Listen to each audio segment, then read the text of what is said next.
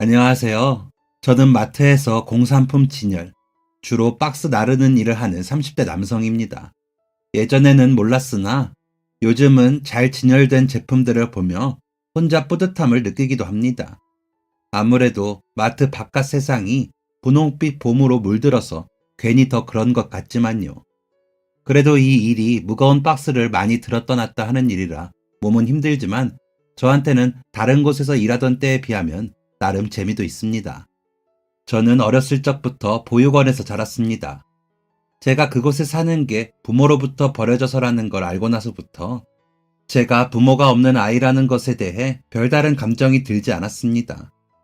어떤 아이들은 하염없이 부모를 기다리기도 하고 어떤 아이들은 나중에 꼭 엄마 아빠를 찾아서 자기를 왜 버렸는지 물어보겠다고도 하는데 저는 그저 한 가지 생각뿐이었어요. 그들이 그랬던 것처럼 나도 똑같이 무관심으로 그들 생각하지 않고 잘 먹고 잘 살자. 그리고 아직까지는 그 결심이 제법 잘 실천되고 있는 것 같습니다. 저는 초등학생 때부터 함께 보육원에 지내는 아이들에게 저의 결심을 전파하고 다녔습니다. 그래도 그 나이대의 아이들은 다 자기 고집대로 생각한다고 제 말은 들어주지도 않았지만 중학생이 된 이후부터는 몇몇 친구들이 제 말을 들어주었어요. 왜냐하면 저는 그때 당시 저희 보육원의 대장이었거든요. 밥 남기는 어린 애들한테는 밥 다 먹으면 소원 들어준다고 밥을 먹게 하고 사람 수가 많아 질서가 어지러울 때에는 양보하는 사람에게 소원을 들어준다고 하면 자동으로 정리가 되었습니다. 제가 요술램프 진이도 아닌데 어떻게 소원을 다 들어주었냐고요. 저도 만약 그때 아이들이 품고 있던 마음속 진짜 소원을 이야기했다면 들어주지 못했을 겁니다. 하지만 보육원에 함께 지내던 아이들은 막상 제 앞에서 진짜 소원을 말하지 못했었어요. 다들 망설이다가 제가 들어줄 수 있는 소박한 것들만 입 밖으로 꺼냈으니까요. 가족도 집도 없었지만 아이들 마음씨는 참 착했습니다. 저희는 서로가 그런 서로에게 마음씨 착한 가족이고 따뜻한 집이었습니다. 중학생이 되었을 때는 또 다른 대장이 되어야 했습니다. 대부분의 친구들이 그 지역에 있는 같은 중학교에 진학했는데 저희와 사정이 같은 아이들만 있는 보육원에서와는 달리 학교는 평범한 아이들이 더 많았죠. 그들 눈에 저희는 돌연변이 같은 존재로 취급되기도 했었습니다. 하지만 저는 그들의 그런 행동이 전혀 쌀 한 톨만큼도 상처가 되지 않았습니다. 문제는 함께 중학교를 다니는 제 친구들을 괴롭히는 나쁜 친구들이었어요. 제게 나쁜 말을 하고 시비를 거는 것은 못 들은 척 지나칠 수 있었으나 친구들에게 그런 행동을 하는 것은 참아지지가 않았습니다. 사소한 것들부터 눈살이 찌푸려질 정도로 사악한 것들까지 꼬박꼬박 어느 하나 지나치는 날 없이 그들을 혼내주었습니다.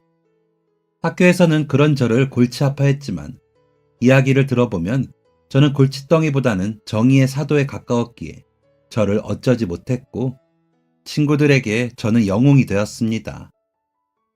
그땐 그렇게라도 가족들을 지켜낸다는 것이 즐거움이고 기쁨이었습니다. 고등학교에 올라가면서부터 각자 길이 나뉘어져 뿔뿔이 흩어졌어요. 그리고 먹고 살 궁리가 들기 시작하면서부터는 조금씩 제 앞날에 대한 생각만 하게 되었던 것 같습니다. 학교를 졸업하고 군대를 다녀와서 가장 처음 한 일은 얼른 아무 회사나 들어가기였습니다. 지금 생각해보면 그때 왜 그렇게 무지했을까 싶으면서도 그때 그렇게 살아서 지금의 제가 있다는 생각도 들어요. 특별한 목표나 즐거움 없이 잘 살자는 생각뿐이었던 그 시절. 쥐꼬리만한 월급에 매일 지루한 시간을 견뎌야 하는 사무직을 그만두고 마트에서 일을 시작하게 되었습니다. 그 일을 아직까지도 하고 있는 걸 보면 제 성격이랑 잘 맞는 것 같기도 해요.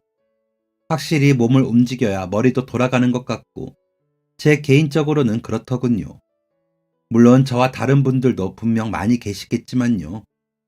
젊었을 때 조금 더 공부해서 더 좋은 회사에 갔더라면 달라졌을까 하는 생각도 하지 않은 것은 아닙니다. 하지만 이 일을 하면서 몸이 더 건강해지는 느낌을 받았어요. 일해서 번 돈으로 보육원에 찾아가 어린 아이들에게 맛있는 걸 사주는 날이면 아이들은 제가 마트에서 일하는 것을 무척이나 좋아했습니다. 그들에게 저는 마트에 있는 것들은 뭐든지 다 사줄 수 있는 사람이었으니까요. 마트 일이 좋았던 가장 큰 이유는 아무래도 그 아이들 때문이지 않나 싶어요. 게다가 처음 일을 시작했을 때는 정말 모든 분들이 하나같이 제게 잘해주셔서 마트에는 좋은 사람들만 일을 하러 오는 곳인 줄 알았습니다. 다 큰 성인이 그런 판타지 같은 생각을 할 정도로 정말 다 좋은 분들 뿐이었어요. 제가 마트 직원이 아니고 마트와 계약된 어느 업체의 직원일 뿐인데도 차별 없이 동등하게 대해주셨어요. 일상의 낙이라는 건 정리된 진열대를 바라보고 잠시 뿌듯한 그 순간과 주말마다 놀러가는 보육원에서 아이들과 맛있는 군것질을 함께하는 시간들 뿐이었지만 어렸을 때부터 줄곧 생각해왔던 나의 별탈 없이 무난한 하루들을 보내고 있었습니다. 그리고 몇 년 뒤 새로운 직원이 나타났습니다. 마트 소속 정직원인데 저보다 나이는 어렸지만 높은 직급을 한 남자였어요. 처음 만나던 날 첫 인상부터 어딘가 저를 하대하는 눈빛이 있었지만 예전 회사를 생각해보면 자연스러운 현상이기도 해서 그러려니 했습니다. 어쨌든 그 사람은 저보다 상사이고 저는 본사 직원도 아닐 뿐더러 일개 계약직이기 때문에 그 상사에 비하면 아무것도 아닌 사람이라고 생각했었습니다. 이모님, 어디 가세요? 박 팀장 심부름 간다. 못 살아 내가. 너도 그냥 못 들은 척해. 함께 일하는 이모님들께 박 팀장은 손발이 없나? 싶은 잔심부름을 매번 시키고 솔직히 말해 엄마뻘인 이모님들에게 반말을 섞어가며 무례한 말을 내뱉는다든지 하는 제 기준에서는 용납할 수 없는 일들이 일어나고 있었지만 저는 애써 모른 채 할 뿐이었습니다. 제가 어렸을 적 아무리 나쁜 친구들을 혼내는 정의의 사나이였으면 뭐하겠습니까? 정말 중요하지 않았습니다. 더군다나 계급사회에서 그런 것은 아무짝에도 쓸모가 없었습니다. 절이 싫으면 중이 떠나랬다고 저런 직원을 가만히 내버려두는 이 마트가 싫다면 제가 제 발로 나가면 되는 일이었습니다.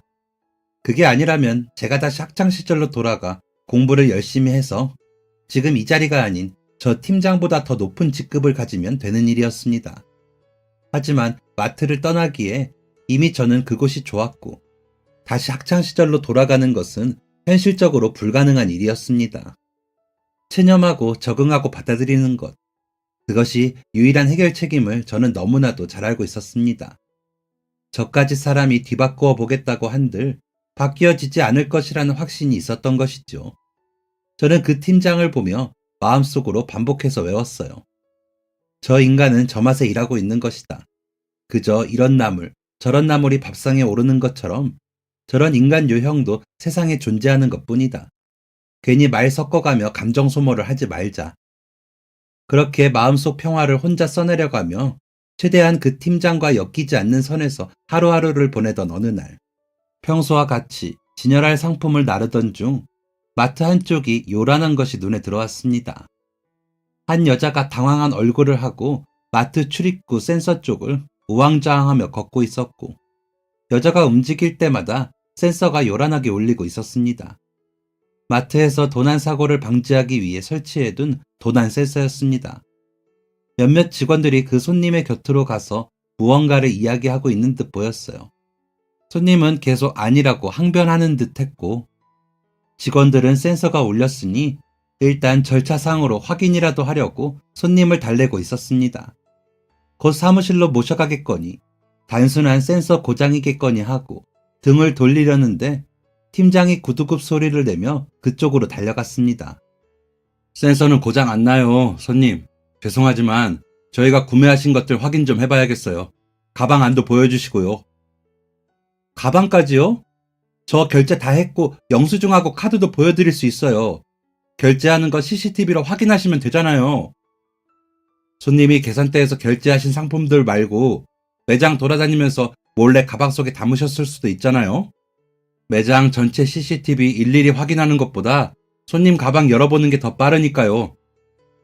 팀장은 최대한 상냥하게 말하는 듯 했지만 워낙 목소리가 커서 주변에 장을 보던 사람들이 하나둘 모여들어 손님의 얼굴이 새빨갛게 물들어가고 있었습니다.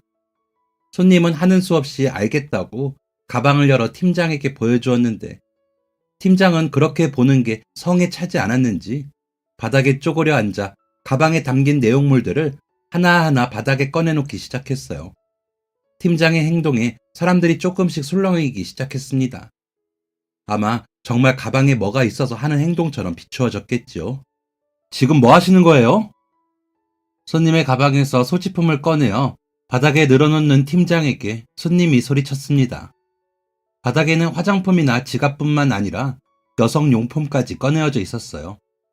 말려야겠다는 생각과 제가 나서도 되는 자리가 맞는지에 대한 고민이 동시에 밀려들었습니다. 어쨌든 책임자라고 이 자리에 나와 있는 사람은 제가 아니라 박 팀장이었기 때문입니다. 마지막까지 가방을 흔들어 털어보는 팀장의 손에서 여자가 잽싸게 가방을 낚아챘습니다. 뭔가 답답하다는 듯 일어나 팔짱을 끼는 팀장의 무릎 아래로 손님이 혼자 쭈그려 앉아 내용물을 가방 속에 집어넣었어요. 내용물을 다 주워 담고 이제 됐냐고 묻는 손님에게 팀장이 다시 한번 다그치기 시작했습니다. 그때부터 무언가 잘못되고 있는 것 같다는 예감이 들기 시작했어요. 단순히 제가 박 팀장이 마음에 들지 않아서, 평소에 좋은 사람으로 생각하고 있지 않아서 더 색안경을 끼게 되는 건가 하는 생각도 들었지만 분명히 그 상황은 찝찝했습니다. 박 팀장이 여전히 큰 목소리를 감추려는 노력도 하지 않은 채 말을 했습니다. 기분 나쁘게 듣지 마시고 요즘 하도 멀쩡하게 생기신 분들이 와서 물건 훔치고 그래서 그래요. 저희 입장도 이해를 부탁드려요. 저희도 이렇게 확인을 해야지 일이 되니까요. 가방 말고 다른 데 숨긴 거 아니에요? 옷 아니나 뭐. 팀장의 말에 손님은 절대 아니라고 이야기했지만 이미 주변으로 몰려든 사람들은 그 손님을 도둑으로 생각하는 눈빛이었어요. 저러다 진짜 저 사람이 물건을 훔친 도둑이 아니면 그땐 어떻게 수습하고 사과하려고 저러는 건지 이해가 가지 않았습니다. 어떻게 그런 상황마저 자기 멋대로 굴려고 하는 건지. 하나를 보면 열을 안다고 했었나요? 팀장이 저렇게 구니 괜히 더욱더 그 여자 손님에게 아무런 잘못이 없을 것만 같다는 생각이 들었습니다. 그 손님이 훔친 게 없을 것 같다는 생각이 들면서도 저렇게 함부로 몰아붙이다가 손님이 도둑이 아니라는 게 밝혀져 곤란해하는 팀장의 얼굴이 보고 싶은 악한 마음이 들기도 했습니다. 말릴까 말까 고민을 하며 상황을 지켜보는데 팀장이 손님을 데리고 어디론가 끌고 가며 다른 직원에게 말했어요. 이분 옷 안에 뭐 숨긴 거 아닌지 확인 좀 해봅시다. 팀장의 말에 사람들이 웅성거렸고 손님은 억울하다는 듯 신경질적으로 팀장의 손을 뿌리쳤습니다. 아니라는데 이런 식으로 사람 몰아가도 되는 거예요? 손님에게 뿌리쳐진 손이 아프다는 듯 미간을 찌푸리며 손등을 털어낸 팀장이 옆에 서 있던 다른 여직원에게 눈짓을 했고 우물쭈물 하던 여직원이 그 손님에게 다가가 조심스레 이야기를 했어요. 그 말투는 확실히 손님을 달래는 듯한 말투였지만 억양만 그러했지 그 내용은 여전히 그 손님을 의심하는 말이었습니다. 손님은 미치겠다는 듯 발을 동동 구르며 발걸음을 옮겼어요. 지켜보던 저는 결국 하던 일을 멈추고 그 뒤를 따를 수밖에 없었습니다. 팀장이 저렇게 나오는 이상 이곳에서 그에 반대되는 행동을 할 직원은 아무도 없을 것 같았습니다. 여차하면 제가 중재를 해야겠다는 생각으로 뒤를 따랐던 것 같아요. 그리고 도착한 직원 휴게실. 가까이서 본 손님의 얼굴은 생각보다 더 붉게 물들어 있었습니다. 화가 난 얼굴로 여직원을 따라 들어간 손님. 문이 닫히자 밖에서 가만히 생각하던 팀장이 제 어깨를 툭툭 치며 말했습니다. 영호씨? 맞죠? 아, 진짜 피곤하다. 영호씨도 같이 들어가 봐요. 생각해보니까 저 직원 계약직이잖아. 저 둘만 들여보냈는데 저 직원이 눈 감아줄지 어떻게 알아? 아, 정말 재수가 없으려니까. 안 그래도 오늘 기분 안 좋은데 저런 것까지 걸려서. 뭐예요? 얼른 안 들어가고. 분명 저 안에는 그 여자 손님이 옷을 벗고 여직원에게 결백을 증명해 보이고 있을 텐데 같은 성별도 아닌 저를 저 안으로 들여보낸다는 게 도대체 제정신인가 싶었습니다. 울컥하는 마음을 먹기 싫은 알약 삼키듯 꾹 삼키며 말했습니다. 제가요? 아무리 그래도 탈의를 하고 계시는데 남자인 제가 어떻게 들어갑니까? 그리고 계약직이라 못 믿으시겠다면 저도 안 되겠는데요. 저도 계약직입니다. 심지어 마트 소속도 아니고요. 팀장님, 그만 진정 좀 하시죠. 이러다 저분이 정말 아무것도 훔친 게 아니라면 어쩌시려고 그래요? 그랬더니 팀장이 어이가 없다는 듯 코웃음을 치며 제 어깨를 밀쳤습니다. 저기요, 위에서 까라면 까야지. 지금 뭐 하는 거예요? 여기 왜 따라왔어요, 그럼? 박스나 나르지. 하여간 따라 들어와도 이딴 게 들어와서. 나와봐요. 내가 들어갈게, 그럼. 12조를 가득 담은 팀장의 말에 결국 참았던 화가 울컥 치밀었습니다. 본사에선 어쩌다 이런 놈을 일 잘한다고 저 자리에 앉혀놨을까? 제가 들어가지 않으면 자기가 직접 들어가겠다며 문고리를 잡는 팀장의 뒷목을 잡고 당겼습니다. 쿵 하고 엉덩방아를 찌으며 그대로 나가 떨어지는 팀장의 얼굴이 새빨개진 채 화가 잔뜩 오른 표정을 하고 저를 올려다보며 소리쳤어요. 야, 너 지금 뭐 하는 짓이야? 정신 나갔어? 그렇게 했는데도 분이 풀리지 않았습니다. 예의 따위는 밥 말아먹고 손님을 대하는 태도부터 인간 대 인간으로서의 최소한의 배려조차 없는 인간을 어떻게 처리하면 좋았을까요? 그때 이미 머릿속으로는 사직서를 던져버린 후였습니다.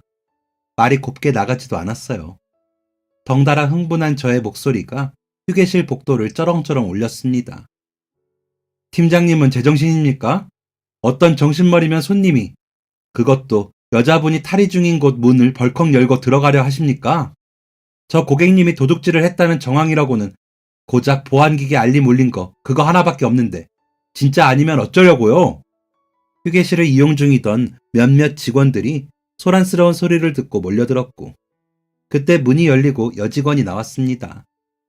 한껏 숙이고 있던 고개를 들고 난감하다는 듯 팀장을 바라보는 여직원의 눈빛에서 탈의를 했음에도 그 여자 손님에게서 아무것도 나오지 않았음을 직감할 수 있었습니다. 아무것도 없다고 말하는 여직원을 못 믿겠다는 듯 밀쳐내고 문 안으로 들어가는 팀장을 따라 저도 휴게실 안으로 들어갔습니다. 휴게실 바닥에는 여자 손님이 입고 있던 옷가지들이 널브러져 있었고 여자 손님은 아까와 다른 옷을 입고 있는 모습이었습니다. 갈색 얼룩이 누렇게 물든 흰색 가디건이었어요. 커피를 쏟은 듯 보였습니다.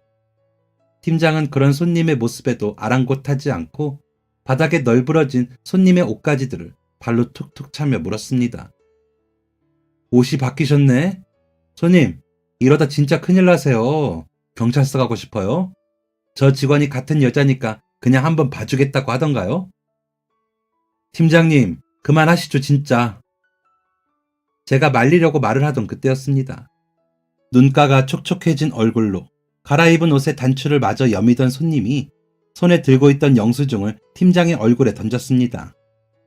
힘없이 팔라기는 작은 종이 조각이 팀장 얼굴 가까이에 가서 닿지도 못하고 바닥으로 떨어졌고 손님은 말했습니다. 이거 다 환불할 거예요.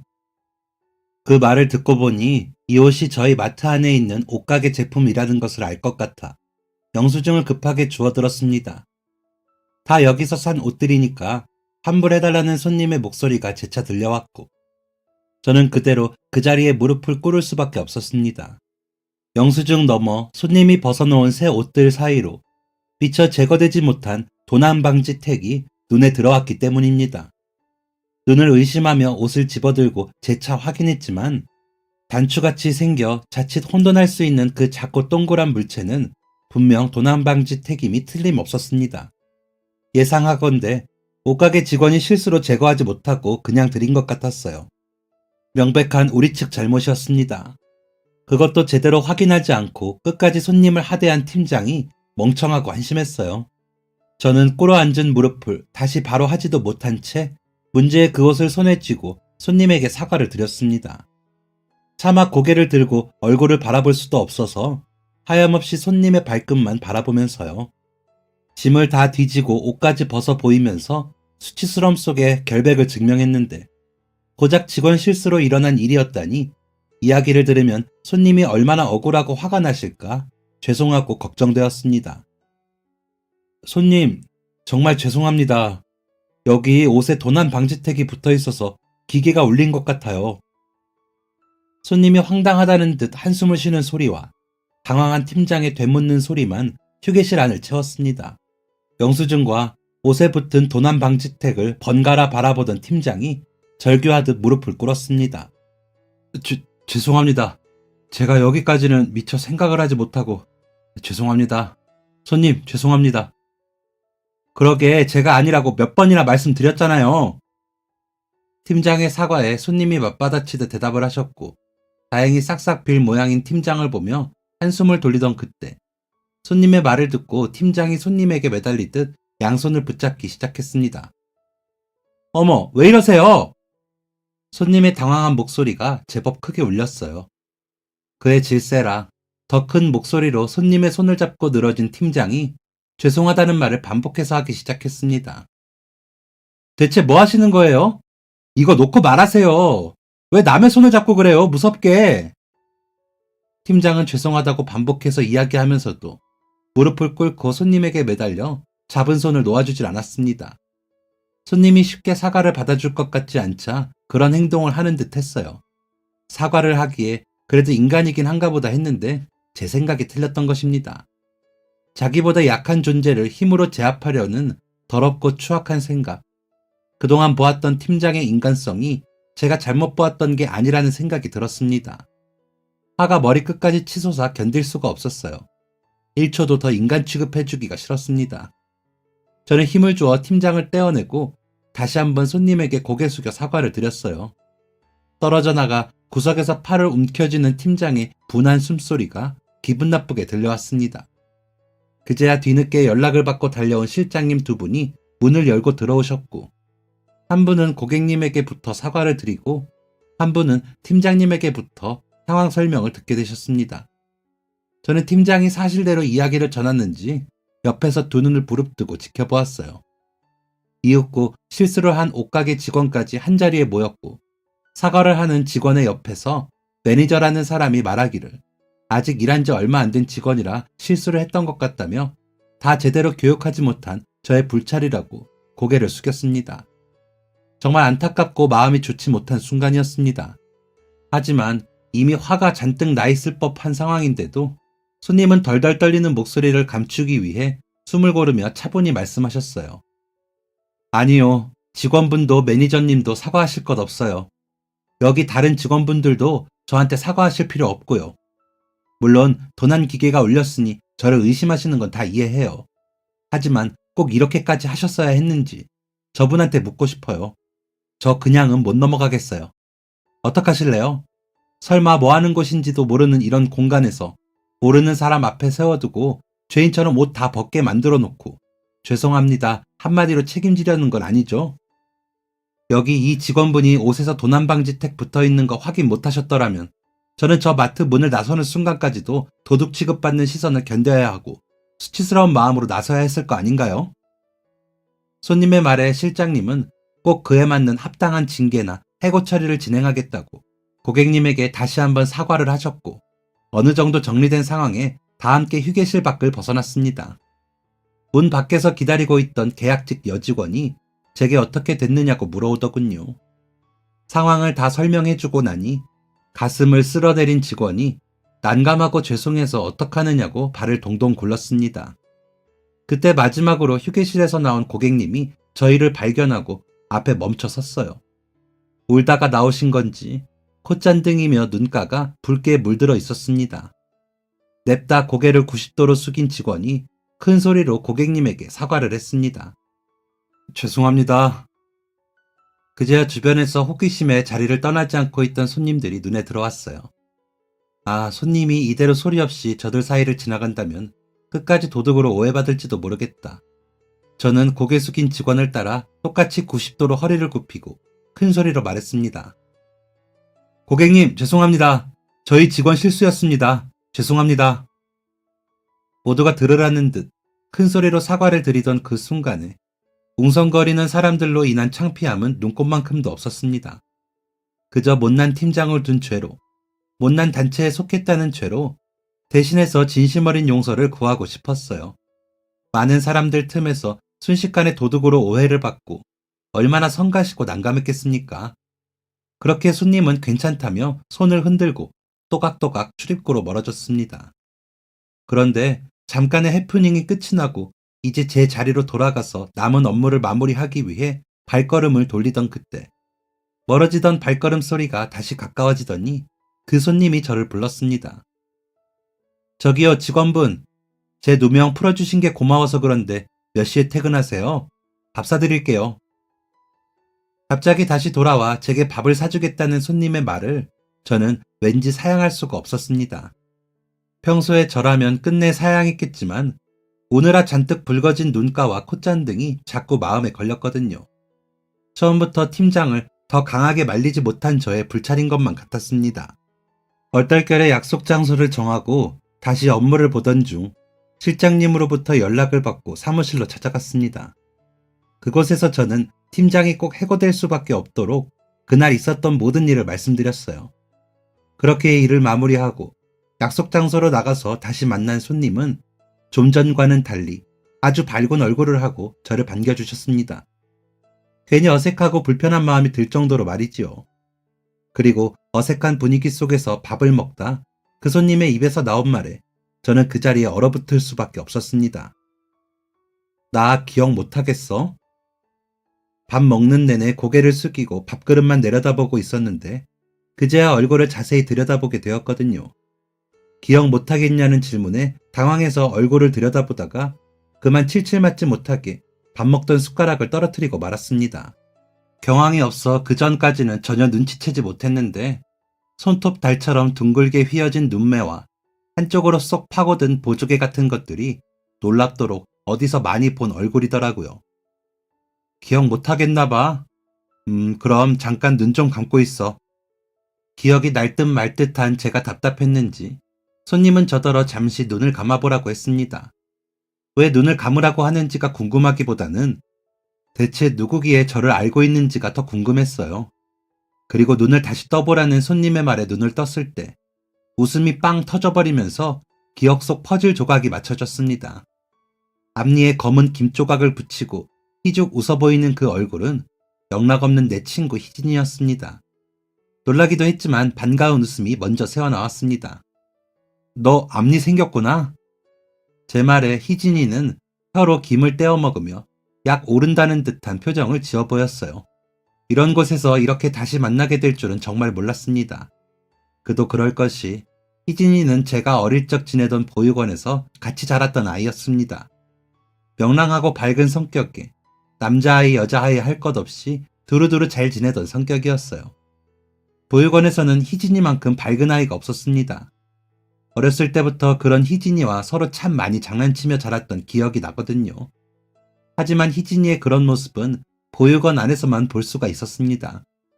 학교에 가면 부모가 없는 아이들보다 부모가 있는 아이들이 압도적으로 더 많았으니까요. 저희처럼 부모 없는 아이들이 다른 아이들에게 무슨 잘못을 저지르거나 피해를 주는 것도 아닌데 꼭 문제가 있는 아이 취급을 받고는 했었습니다. 희진이와 저는 여고 남고로 각자 흩어지기 전까지만 해도 함께 학교를 다니며 서로가 왕따가 되는 일이 없도록 곁을 지키던 사이였어요. 앞니에 김을 붙이고 하는 장난은 중학교 시절 계단에서 넘어지는 바람에 앞니가 부러졌던 희진이의 모습을 떠올리기에 아주 적합했습니다. 영호, 너 어렸을 때 학교에서도 나 엄마 아빠 없다고 친구들이 놀릴 때 앞니 없다고 애들이 괴롭힐 때 매번 나타나서 혼쭐을 내줬었잖아. 그때 참 든든했는데 오늘 너 그 팀장이라는 직원한테 하는 거 보고 참 영호 닮았다 생각했거든. 그러고 나서 자세히 보니까 영호를 닮은 게 아니라 진짜 영호인 거야. 갑자기 예전에 그 든든했던 마음이 다시 차오르면서 잠깐이나마 정말 든든했어. 고마워. 다 큰 어른이 되어서도 너한테 이렇게 도움을 받을 줄은 몰랐는데 영호, 너는 여전히 곤란한 사람들을 도우면서 살고 있구나. 희진이도 어렸을 적 기억이 많이 남아있는지 예전 일을 회상하며 제게 말했어요. 덩달아 저도 추억에 잠겨 잠시나마 어렸을 때로 돌아가는 듯 했습니다. 한참 서로의 근황을 주고받다가 이렇게 다시 만나게 된 거 종종 연락하고 지내자며 희진이가 명함을 내밀었습니다. 햇살 공방이라고 쓰여진 그 명함에는 작은 글씨로 희진이의 이름이 적혀 있었고 그 글자는 희진이가 그곳의 운영자임을 알게 했어요. 꺼내 보일 명함 한 장이 없어 갈 곳을 잃은 손은 애꿎은 희진이의 명함만 계속해서 쓰다듬을 뿐이었습니다. 햇살 공방, 이름도 예쁘네. 너하고 어울린다. 나는 뭐 너도 봤다시피 특별한 재주도 없고 직장도 여기저기 전전해봤지만 맞는 데가 없어서 제일 잘하는 게 몸 쓰는 거라 이렇게 마트 일을 하고 있어. 희진이 너는 멋진 일을 하고 있었네. 멋있다, 진심으로. 괜히 움츠러드는 듯한 기분이 들었습니다. 오랜만에 어릴 적 친구를 만났는데 주고받을 명함이 없다는 게 이렇게 머쓱하고 민망한 일일 줄은 몰랐습니다. 좀 멋있게 살아볼 걸 하는 후회가 밀려들던 찰나 희진이는 햇살 공방이라는 가게 이름과 너무 잘 어울리는 햇살 같은 목소리로 제게 이런 말을 남겼어요. 영호, 너는 그 마음씨가 다른 사람들과 차별화되는 재주잖아. 어렸을 때부터 영호 네 도움 없이 큰 친구들이 없잖아. 우리 보육원엔.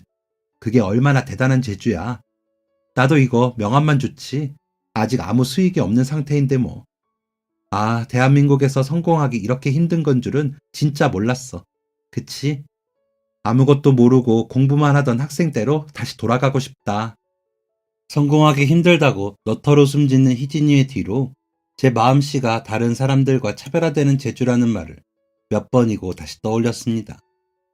왜 희진이는 말하는 것까지 그렇게 재주가 좋은 건지, 다 커서 만난 소꿉친구가 괜히 가슴 설레어 그 마음을 들킬까봐 조마조마했습니다.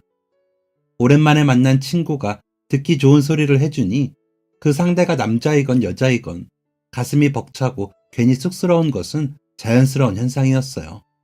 그리고 제게 그런 말을 서슴없이 해주는 친구에게 그 친구 역시 잘 되기를 무조건 응원하고 싶었죠.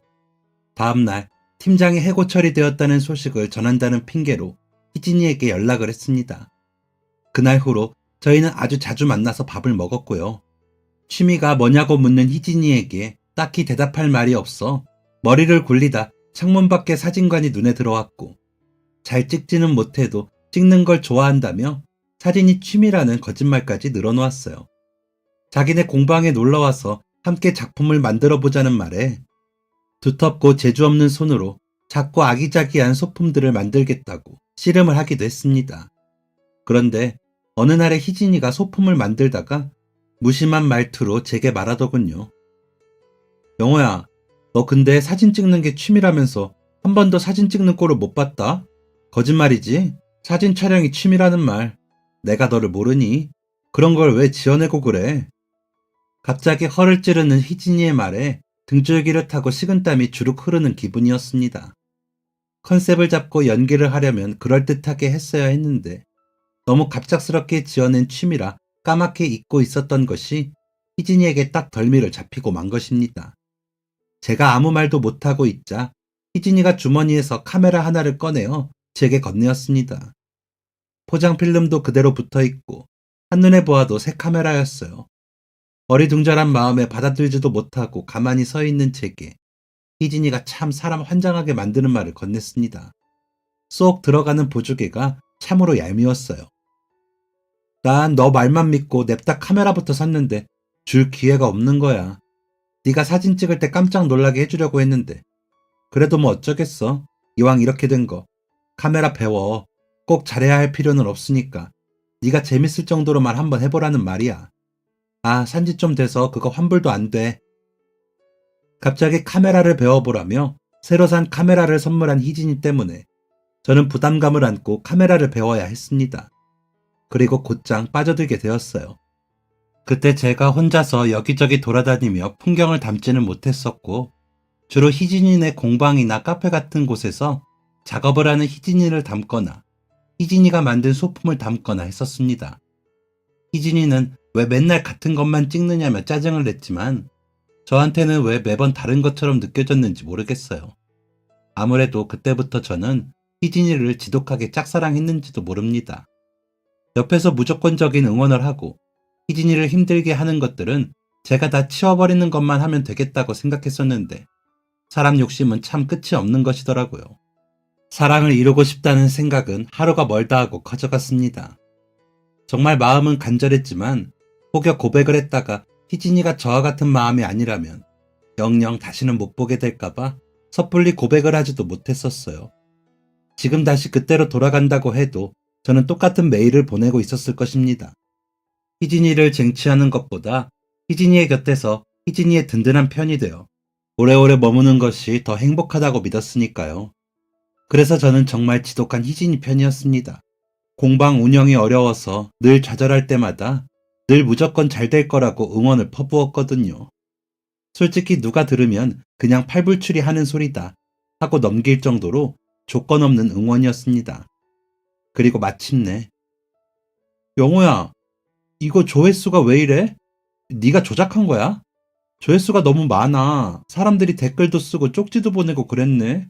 너 조작한 거 아니지? 나 너무 떨려. 저의 응원이 먹혔던 건지 희진이의 공방이 점점 번창하게 되었어요. 제가 희진이를 촬영해 두었던 사진과 영상들을 인터넷에 올리면서부터였습니다. 공방 홍보에 조금이나마 도움이 되었다고 생각하니 진심으로 기뻤어요. 영상을 보고 공방에 직접 와보고 싶다며 위치를 묻는 분들도 계셨고, 지방이라 너무 멀어서 직접 못 가는데 인터넷 구매는 안 되냐는 분들도 계셨습니다. 당황하고 잔뜩 긴장한 희진이를 대신해 저는 퇴근 후 밤에 잠을 줄여가며 인터넷 사이트를 만들어 판매를 시작했어요.